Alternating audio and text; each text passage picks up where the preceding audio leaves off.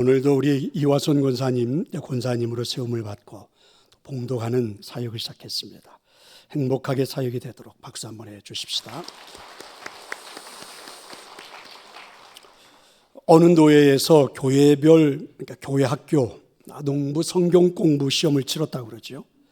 그 가운데 여러 문제가 있는데 그 중에 한 문제가 이런 문제입니다. 하나님이 만드신 인류 최초의 동산은 무엇인가? 어느 교회 학생의 답안지에는 이렇게 적어 놓았습니다.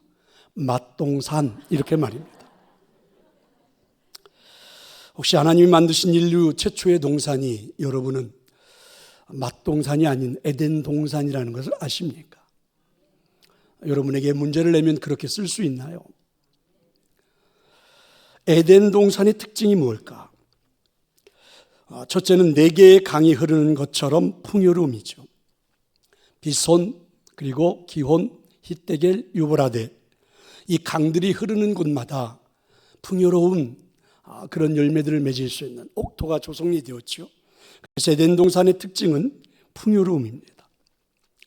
두 번째는 아담이 하와를 처음 만났지만 뜨거운 사랑을 고백했던 것처럼 사랑입니다.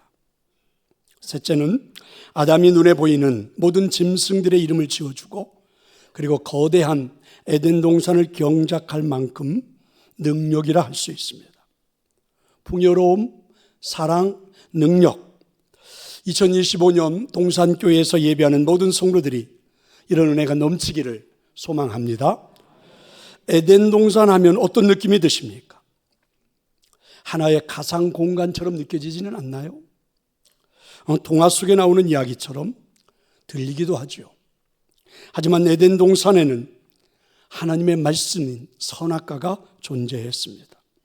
여호와 하나님이 그 사람에게 명하여 이르시되 동산 각종 나무의 열매는 네가 임으로 먹되 선악을 알게 하는 나무의 열매는 먹지 말라. 네가 먹는 날에는 반드시 죽으리라. 그렇습니다. 하나님이 말씀하신 선악과는 인간의 운명을 바꾸어 놓았기에 현재도 존재한다는 것입니다. 어떻게 말입니까? 예배하는 시간마다 하나님이 우리와 함께 하시기에, 그죠? 에덴 동산은 현실적인 것이 될 수 있습니다. 그런 에덴 동산이 현대를 사는 우리에게 어떻게 실제적인 삶으로 나타날 수 있을까요? 그것이 가능한 것일까? 저는 충분히 가능하다고 믿습니다. 왜냐하면 하나님은 현재에도 살아계시기 때문입니다. 그리고 우리는 하나님을 믿고 살아가기 때문에 가능한 것입니다. 현재에도 하나님은 우리에게 선악과를 주셨죠. 말씀으로 말입니다. 주의를 기억하여 예배하라. 내 재물과 내 소산물의 처음 익은 열매로 여호와를 공경하라. 이렇게 하나님은 현재에도 우리에게 함께 하시마 약속하는 선악과를 주신 겁니다. 그래서 하나님은 우리와 함께 하십니다. 다시 말하면 에덴 동산의 실제적인 것을 현재도 지금도 우리 모두는 누리며 살아갈 수 있다는 것이죠. 그럼 어떻게 누리며 살 수 있습니까? 하나님의 은혜로 풍요로움을 누리며 살 수 있습니다. 물론 여기서 말하는 풍요로움은 물질적인 것뿐만이 아니라 마음의 풍요로움을 포함합니다. 성경에 보면 풍요롭게 살았던 많은 사람들이 있죠. 아브라함은 굉장한 부자였습니다. 300명이 넘는 종들을 거느릴 정도로. 여러분, 그렇게 많은 종들을 거느리고 사는 사람들 거의 없잖아요. 그런가 하면 여러분, 다윗도 정말 풍요롭게 살았습니다. 성경에 이렇게 풍요롭게 산 사람들이 많죠. 하지만 마음의 풍요로움을 누리며 산 사람들도 많이 있습니다. 엘리야는 기근 속에서 먹을 것이 없어 까마귀가 물어다주는 음식을 먹고 1년을 견딜 수 있었죠. 가난했습니다. 하지만 사르밧 여인의 가정에 가서는 당당하게 음식을 요구하고 하나님의 능력으로 가루통, 기름통이 떨어지지 않는 하늘의 축복을 선포하기도 하죠. 마음의 풍요로움이 여유가 있죠. 예수님은 가난한 아버지와 함께 살면서도 늘 마음의 풍요로움을 누리며 살았던 분이십니다. 오병이어를 통해서 2만 명을 먹일 정도의 능력 있는 분이라면 충분히 풍요롭게 살 수 있잖아요. 하지만 그분은 마음의 풍요로움을 누리며 살았던 분이시기도 합니다. 그래서 바울은 궁핍한 삶에서도, 풍요로운 삶에서도 나는 만족하는 삶을 배웠다. 누구한테요? 예수님한테 배웠다. 이렇게 고백을 하죠. 예수님께 만족하는 삶을 배우고 보니 모든 것에서 내 마음에 여유가 좀 생기더라. 풍요로움이 나타나더라. 나는 비천한 삶에 처해 있어도, 넉넉한 삶의 환경이 내게 찾아와도 나는 아랑곳하지 않고 여전히 여유로움과 풍요로움을 누리며 살아갈 수 있게 되었노라. 그래서 얼마나 좋은지 모르겠다라고 바울은 간증하지 않습니까? 미국의 과학자들이 음식을 어느 정도 섭취하는 것이 생명에 도움이 되는지 알아보기 위해서 실험을 했다고 그러죠. 과학자들은 쥐를 두 그룹으로 나눈 뒤에 한 그룹에게는 죽지 않을 만큼의 최소한의 식량만을 주었고, 다른 한 그룹은 먹고 남을 만한 풍족한 식량을 주었습니다. 과학자들의 생각은, 예상은 두 그룹의 쥐들의 평균 수명이 비슷하든지 아니면 풍족한 쪽의 음식을 먹는 그 쥐들의 생명이 조금 더 오래 살든지 아마 이렇게 될 거라고 예상을 했습니다. 과식이 안 좋은 건 사실이지만, 그런데 여러분, 쥐는 뜻밖의 과식을 하지 않는다고 그래요. 우리 사람들처럼 배가 터질 정도로 먹지는 않는데요. 아마 그래서 생각하기를 좀 여유분의 에너지가 건강에 도움을 주니까 좀 풍족하게 먹는 쥐들이 오래 살지 않을까, 이렇게 예상을 했던 것입니다. 그런데 결과는 정반대였습니다. 식량이 부족한 그룹은 평균 쥐들이 살아가는 수명의 2배를 살았다는 거죠. 식량이 남는 쪽은 거의 비슷하게 살거나 조금 일찍 죽기도 했다는 거죠. 그런데 이걸 연구하면서 이 쥐들이 행동하는 걸 보고 놀랐다는 거예요. 쥐들이 뜻밖의 이런 행동을 합니다. 부족한 식량을 먹는 쥐들은 서로 싸우지도 않아요. 사이좋게 지냈지만, 풍족하게 먹은 쥐들은 서로 싸우고 물어뜯었다는 겁니다. 과학자들은 이 실험에서 영감을 받아 건강이 좋지 않은 사람들을 대상으로 절식을 시켜보았는데, 환자들이 이제 공복감을 느끼니까 조금 아쉬움은 있긴 하지만 대부분 많은 환자들이 정신이 맑고 건강한 신체를 회복했다는 거죠. 검사 결과로도 보면 각 장기들의 백혈구 수치가 올라가고 기능이 회복되는 것도 검사 결과입니다. 이 검사 결과에서 우리가 느껴볼 수 있는 게 있죠. 아, 그렇구나. 풍요로움은 얼마든지 마음에서도 누릴 수가 있겠구나. 많이 먹어야만 풍요롭고 그런 것이 아니라 얼마든지 우리가 마음으로도 좀 여유를 갖고 풍요로움을 갖고 살아갈 수 있는 거겠구나. 아니, 오히려 그게 더 좋을 수도 있겠구나. 그런데 그 풍요로운 마음, 풍요로운 여유는 어디서 어떻게 얻을 수 있단 말입니까? 그렇습니다. 우리가 교회에 오면 에덴 동산이 생각나야 하는 것은 이런 풍요로움 때문입니다. 예배 시간마다 우리 선악과를 보면서 하나님의 말씀을 들으면서 하나님의 임재를 체험해보고, 임재를 체험할 때마다 아, 내가 에덴 동산에서 살고 있지? 저는 이렇게 고백하기를 소망합니다. 이때 우리의 마음을 사로잡을 수 있는 것이 있다면 좀 여유로운 마음, 풍요로운 마음이 아닐까? 이런 인생을 살았던 분이 누구라고요? 예수님이십니다. 그 예수님에게서 배웠던 사람이 바울이지요. 그래서 사도 바울은 넉넉한 환경 속에서도, 궁핍한 환경 속에서도 내 마음은 여유로웠다. 나는 풍요롭게 살 수 있었다. 온전히 만족하며 살 수 있었다. 이렇게 고백하지 않습니까? 사실 이거는 오늘 우리가 누려보고 싶은 삶이 아니에요. 오늘 우리가 정말 해보고 싶은 삶이 아닙니까? 여유로운 마음, 풍요로운 마음. 에덴 동산을 현실에서 실제적인 것처럼 누리며 살아가는 것은 바로 이런 풍요로움입니다. 저는 여러분에게 체험되어지기를 축원합니다. 에덴 동산을 현재 실제 어떻게 누리며 살 수 있을까? 하나님의 은혜로 사랑을 고백하며 살 수 있습니다. 사람들이 함께하는 공동체는 여러분 다양함이 존재할 수밖에 없습니다. 동산교회를 이루고 있는 이 공동체 안에는 여러분 여기 있는 어느 누구도 내가 골라서 공동체를 만든 건 아닙니다. 주어진 거죠. 하나님의 은혜로 동산교회에 등록을 하고 보니까 아니, 이런 사람, 저런 사람을 만나게 된 거죠. 정말 다양한 사람들이 존재합니다. 인생을 오래 살다 보면 나름 연륜이 생겨서 많은 사람들과 그럭저럭 함께 살아가지요. 조금 다른 사람도, 성격이 다른 사람도 좀 품을 수가 있죠. 나와 수준이 잘 맞지 않는 사람도 품을 수 있습니다. 이해할 수도 있습니다.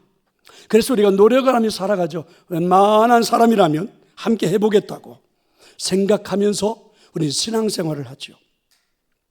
하지만 정말 함께 할 수 없는 사람도 존재하지 않던가요? 죽어도 싫은 사람이 앞에 있습니다. 그러니까 말을 섞기도 싫은 사람이 존재해요. 도저히 저런 사람하고는 어떻게 해볼 수가 없을 것 같아요. 얼굴을 마주치기가 싫습니다. 대화를 하기가 싫어요. 그래서 자꾸만 교회 사이드로 한 걸음씩 한 걸음씩 물러나기 시작하죠.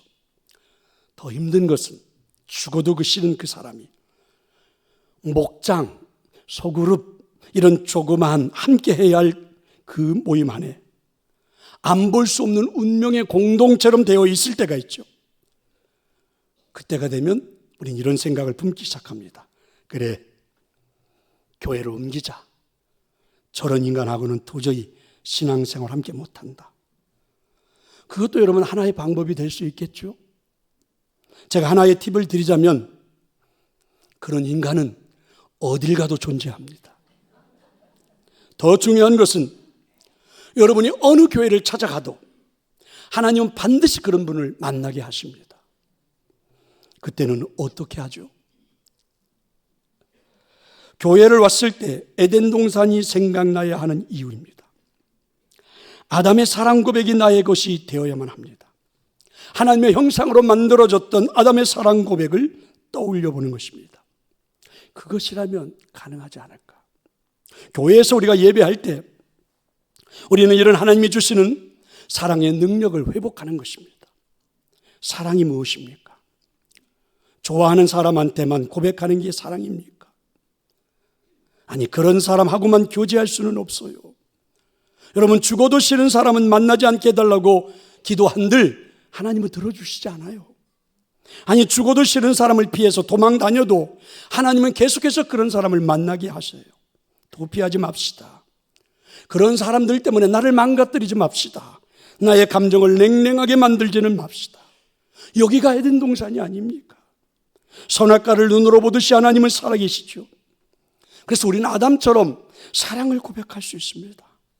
사랑할 수 있습니다. 한번 도전해 보시기를 축원합니다. 에덴 동산에서도 사랑을 할 수 없다면 우리는 사랑의 불구자로 살아야 합니다. 예배하면서도 사랑하는 것을 회복할 수 없다면 우리는 누구도 사랑할 수 없습니다. 위선으로 대하는 것밖에는 인간관계를 할 수 없습니다. 여기가 에덴 동산입니다. 우리는 하나님을 예배합니다. 성령님의 은혜를 체험하고 있습니다. 예수님의 생명으로 구원받았습니다. 그래서 우리는 사랑할 수 있습니다. 이제는 인사할 수 있죠. 이제는 여러분 말을 걸어볼 수도 있습니다. 이제는 함께 차 한잔 하자고 제안할 수도 있습니다. 여러분 도전해 보십시다. 하나님의 은혜로 안 되는 것이 있을까? 아담이 고백했던 내 뼈 중에 뼈요 살 중에 살이라. 저는 성경을 읽을 때마다 좋은 번역은 아니라고 생각했어요. 아니, 번역을 어떻게 이렇게 해놓았나? 이상한 번역이라고 생각을 했는데 곰곰이 생각해 보니까 여러분 꽤 괜찮은 것 같아요. 왜냐하면 사랑합니다, 사랑해요, 사랑해요 이 말하기가 얼마나 어려운지 몰라요. 잘 안 돼요. 아무리 해보려고 해도 그죠? 잘 안 됩니다. 닭살이 돋는다는 둥, 나는 그런 사람이 원래 아니라는 둥, 이러면서 그게 정말 안 돼요. 자, 이런 분들에게 제가 팁을 하나 드립니다. 뼈 중에 뼈요, 살 중에 살이라. 여러분 이렇게 고백하면 이건 성경의 말씀을 외우는 것 같기도 하고 하나님 말씀 아니에요? 그리고 여러분 얼마든지 이건 할 수 있잖아요. 자, 옆에 있는 사람에게 한번 해볼래요? 내 뼈 중에 뼈요, 살 중에 살이라. 한번 해봅시다.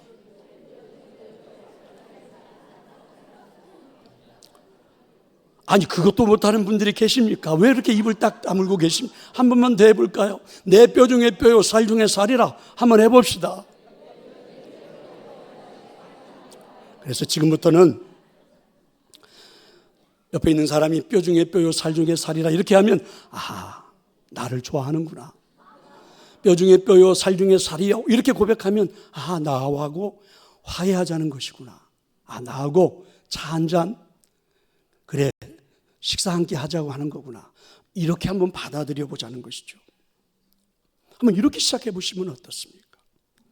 에덴 동산에서 예배하는 성도들이요, 내 뼈 중에 뼈요, 살 중에 살이라. 사랑의 고백을 합시다. 또한 이 사랑의 고백을 많이 들어봅시다. 분명 올해는 여러분이 이 교회 안에 예배하는 여러분 모두가 그런 사랑의 능력을 회복할 줄로 믿습니다. 아니, 사랑하게 될 줄로 믿습니다. 사랑을 고백하는 멋진 사람들이 될 줄로 믿습니다. 아담처럼 말입니다. 에덴 동산을 실제적으로 현재에서 어떻게 누리며 살 수 있을까요? 하나님의 은혜로 능력 있는 삶을 살 수 있습니다. 나의 능력은 어느 정도일까? 여러분은 자신의 능력을 과소평가하는 경우가 많습니까? 아니면 과대평가하는 경우가 많습니까? 어느 쪽입니까? 능력에 대한 이야기는 매우 어려운 주제인 것은 사실이에요. 능력은 객관적인 평가, 주관적인 평가 두 가지가 존재하죠. 그런데 주로 인간은 이 객관적인 평가로 그 능력을 따질 때가 많습니다. 예를 들면 고등학교에 떨어지기도 하죠. 붙기도 합니다. 서울대학에 가기도 하죠. 지방대학에 가기도 하죠. 누군가는 대기업에서 직장 생활을 하기도 하죠. 중소기업에서 하기도 합니다. 이런 모든 것들이 사실은 객관적인 평가로 나타나는 일들이 아닙니까? 그런데 생각해 보면 객관적인 평가로 인간의 능력을 따진다는 것이 얼마나 어리석은 짓입니까? 하지만 이 경쟁사회 속에서 우리가 살다 보니까 사람의 능력을 객관화시켜서 보는 건 매우 자연스러운 일이 되어버렸어요. 누구보다 잘하고 누구보다 못하고 이걸 따져서 여러분 일을 맡기는 일들, 이건 매우 자연스러운 일들이 되어버렸단 말이죠. 나의 능력이 여러분 객관화되어 평가되기 때문에 우리가 얼마나 피곤한지 몰라요. 힘들기도 합니다. 근데 여러분만 그런 게 아니라 저도 마찬가지예요. 여러분들이 객관적으로 저를 평가하지 않습니까? 아, 어느 목사님보다는 좋고 어느 목사님보다는 설교를 못하고 잘하고. 저도 얼마나 피곤한지 모릅니다. 무척이나 힘이 들기도 하죠. 하지만 객관적인 평가를 내리는 것이 얼마나 문제가 많습니까? 어느 순간은 괜찮은 사람처럼 보이기도 하고 어느 순간은 하찮은 사람으로 취급받기도 하죠. 하찮은 사람으로 취급받는 것을, 자존심 상하는 것을 이겨내지 못하면 스스로 목숨을 끊기도 해요. 이렇게 살다 보니 자신의 능력을 주관적인 것으로 보는 것이란 그리 쉽지가 않아요. 성도 여러분, 교회에 왔을 때 에덴 동산이 생각나야 하는 이유가 여기에 있는 거죠.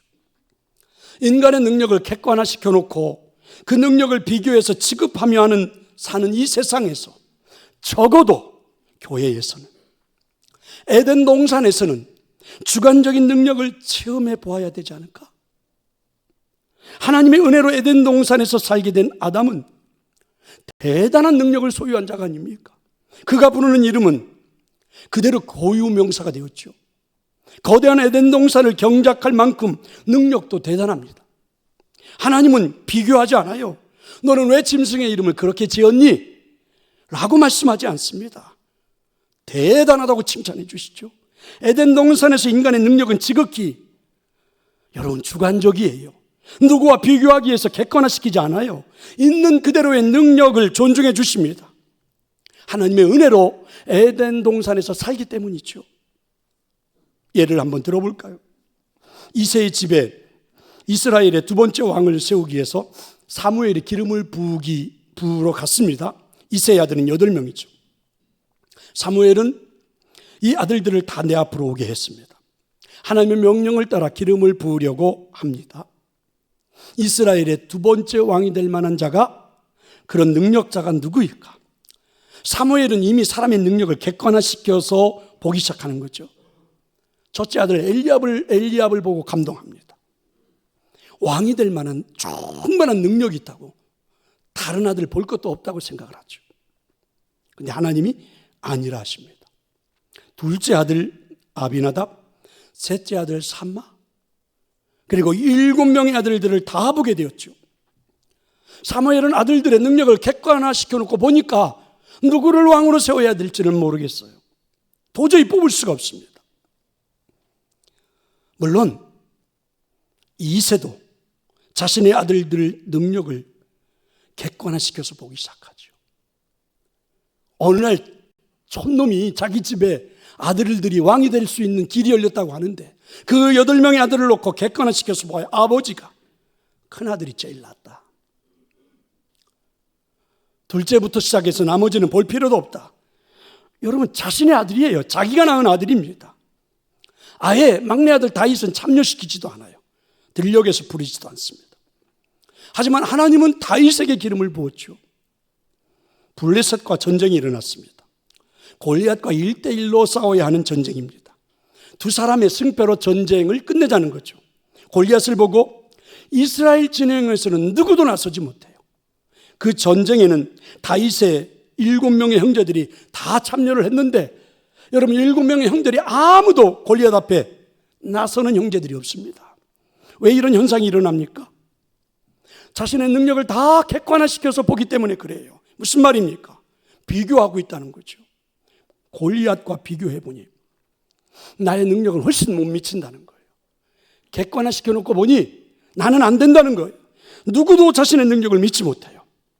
주관적으로 판단해 본 적이 한 번도 없어요.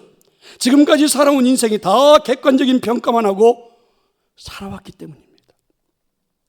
이때 다윗은 골리앗과 맞서 싸우기 시작합니다. 자신의 능력을 주관적으로 보기 시작합니다. 어떻게 말입니까?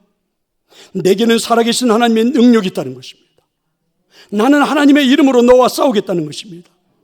내 안에는 이런 하나님의 은혜가 있다는 것입니다. 자신의 능력을 주관적으로 볼 수 있는 눈이 있었던 것입니다. 다윗이 자신의 주관적인 능력을 믿고 싸운 것은 그대로 적중했습니다. 자신의 능력을 객관화시켜 놓고 싸움을 시작한 골리앗, 다윗을 보는 순간 비웃지 않습니까? 형편없다는 거죠. 그런데 결국 다윗이 승리를 했습니다. 뛰어난 능력을 소유한 사람이 누구입니까? 다윗입니다. 왜 그렇습니까? 그 안에는 하나님의 은혜가 있기 때문입니다. 성도 여러분, 에덴 동산이 생각나야 하는 이유가 무엇입니까? 자신의 능력을 주관적으로 볼 수 있는 믿음이 필요하기 때문에 그렇습니다. 하나님의 말씀이 울려 펴지는 예배 시간이 아닙니까? 하나님의 살아계심을 믿고 예배하는 시간이 아닙니까? 적어도 여기는 하나님 만들어주신 에덴 동산이 아닙니까? 에덴 동산 안에서도 그렇게 자신을 과소평가해서야 되겠습니까? 우리에게는 아담의 능력이 있지 않나요? 하나님의 형상으로 만들어진 능력이 있지 않습니까? 예배하는 시간마다 저는 모든 성도들이 체험했으면 좋겠습니다. 물론 우리가 사는 현실에는 여전히 객관적인 능력을 평가해서 경쟁을 시키는, 그래서 힘든 것도 사실입니다. 하지만 우리는 믿음으로 살아가기에 이런 현실에서도 좀 지혜롭게 판단하고 살아야 되지 않을까. 이런 사회 현상을, 경쟁을 시키는, 객관화시키는 이 현상을 부정할 수는 없죠. 사회 한복판에 나가서 그걸 무너뜨린다고 아무리 내가 떠든다고 사회가 달라지지는 않죠. 하지만 그래도 여러분, 기죽지는 맙시다. 그래도 소극적인 사람이 되지는 맙시다. 아니, 객관화시켜 놓은 그 능력을 가지고 나는 불행한 사람이라고 그렇게 말하지는 맙시다. 나는 능력이 없는 존재라고 그렇게 말하지는 맙시다. 하나님이 얼마나 서운하실까. 내게 능력 주시는 자 안에서 모든 것을 할 수 있다라고 자신 있게 외치며 살아갈 수 있기를 축원합니다. 하나님의 말씀으로 에덴 동산이 생각나는 교회. 그렇습니다. 적어도 우리가 예배하게 모이는 이 교회에서는 시간마다 이런 은혜는 풍요롭고 사랑할 수 있는 감성이 살아나고 자신을 주관적인 능력 있는 존재로 볼 수 있는 이런 은혜가 넘쳐나야 하지 않을까. 그래서 우리에게는 예배 시간이 기다려져야 되는 것이 아닐까. 한 주간의 삶이 힘겨웠지만 주일을 기다리다, 그래서 예배 시간에 하나님의 임재를 체험하고 좀 풍요롭고 여유로운 마음도 회복해보고 사람을 진정으로 사랑할 수 있는 감성도 좀 풍부해져 보고 내 안에는 예수님의 생명 성령의 역사가 나타남을 체험하면서 꽤나 괜찮은 사람이지 나도, 이렇게 자존감을 회복해야 하지 않을까요? 저는 이런 교회가 되었으면 좋겠습니다. 이런 교회에서 행복한 신앙생활을 하고 있다고 간증하고 있는 성도들이 많아졌으면 좋겠습니다. 오히려 자랑하는 분들이 많아졌으면 좋겠습니다. 이런 에덴 동산이 생각나는 교회에 그저 많은 사람들이 오고 싶어하는 장소가 되었으면 좋겠습니다.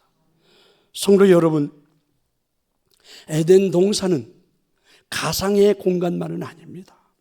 하나님이 살아계시기에 에덴 동산은 허상은 아닙니다. 지금도 여전히 선악과는 존재합니다. 하나님은 말씀하십니다. 에덴 동산의 실제적인 삶을 하나님의 은혜로 한번 누려보라고 하나님이 오늘도 여전히 말씀하십니다. 올 한 해, 아니 우리 교회 안에서 여러분의 삶이 그렇게 에덴 동산에 들어와 있는 것처럼 하나님의 은혜로 풍요롭게 살아볼 수 있기를 간절히 축원합니다. 이제 우리 함께